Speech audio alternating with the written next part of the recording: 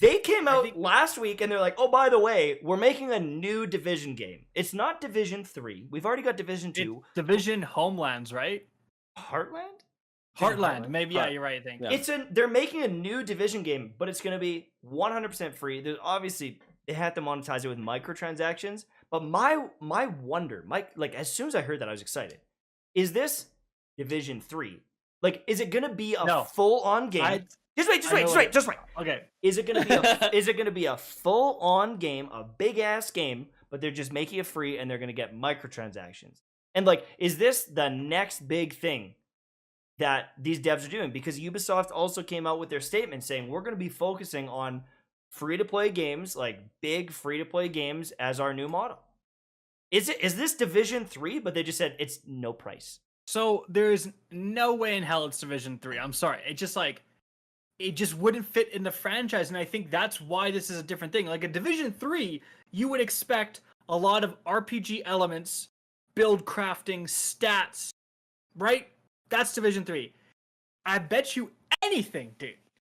I bet you anything. This is Division 1 survival mode made into its own game, right? Do you guys remember survival? You'd go in, you start with nothing, you start with like a pistol, you gotta loot to equip stuff, you still have like the Division gun system with all these perks or whatever. Like we said, I just said this, right? They figured out how to make the Battle Royale, genre great for a free-to-play game, right? They figured out how to do that. And survival is, in the Division, is pretty close to like a Battle Royale style game. It's still PvE, VP, because it's kind of like Dark Zone. You can find people, you can team up with them, or you can fight each other, steal each other's loot.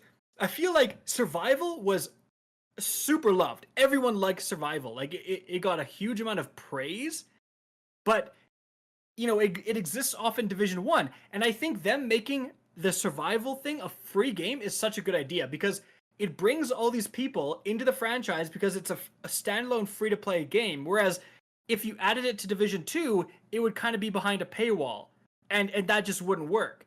So you're bringing all these people into the franchise because now it's a free-to-play game. Right. You know what? That is... I could see that happening. I mean, honestly, survival was fire. So if survival is one of the main things, and the first Dark Zone, fire. A proper map, a new Heartland map, and again, because it's its own standalone game, they'd be able to tune it a lot easier, right? If they added it to Division 2, it'd be impossible to tune, right? And also, like they said, they're still making something for Division 2 later. True. So it's like, we can do this standalone thing. They could just use all the Division 2 assets, but just make the survival mode standalone, almost like a BR game. Yeah. All these people join because it's free, and then it's like the ultimate marketing tool, because you say, hey, you like Division? You like Heartland? We have a full, real Division 2 game with stats and abilities and stuff, and I bet you'd see a big increase in sales, just like we saw an increase in Titanfall 2 sales. Okay, counterpoint or question for you, though. Okay. If you make this banger free-to-play Division game that people love, and they're spending a bunch of money on it, and then they're like, oh, by the way, here's Division 3. Aren't they going to be like, well, I just spent a bunch of money on all these skins and stuff. I don't want to play Division 3. What? Good point. Great point. And my counter argument is Warzone. They're literally doing the same thing with Warzone. Why would I buy Cold War when I can buy Warzone, when I'm playing Warzone?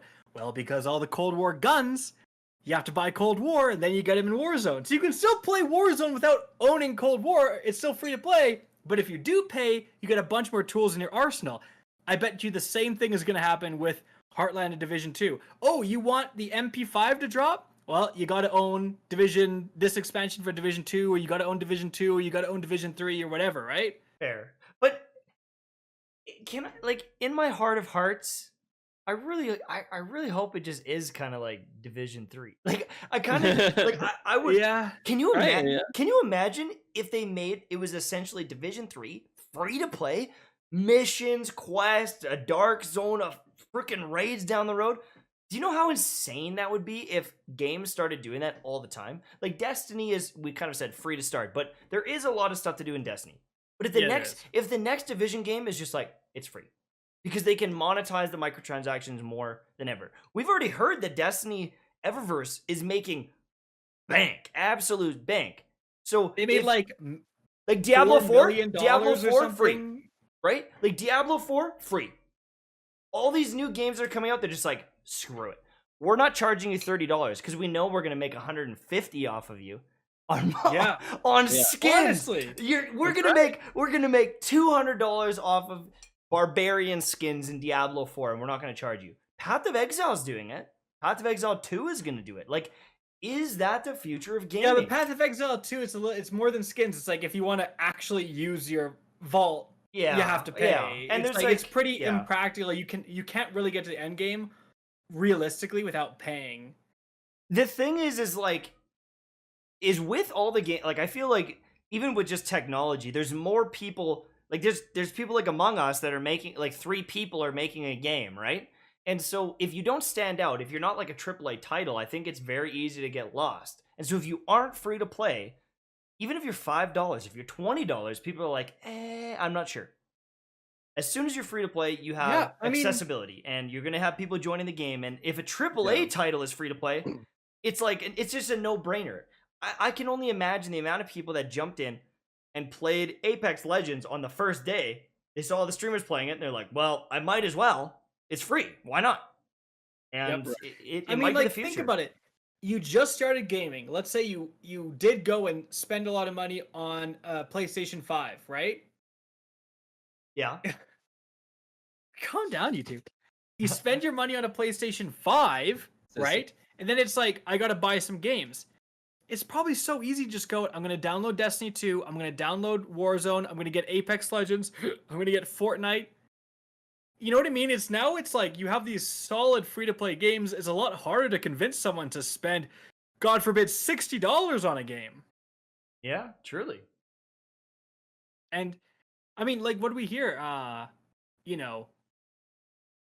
Call of Duty made like $1 billion on microtransactions in the first quarter of the year.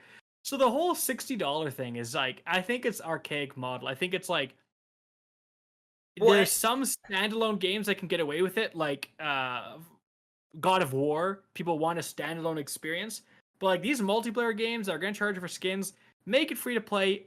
You reduce the barrier to entry. You get so many more players.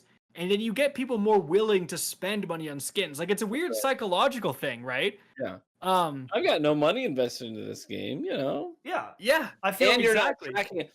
Another part of it is that you can get sort of out of control because you're not tracking your spending. It's not like when you buy a game, you're like, oh, I bought a game.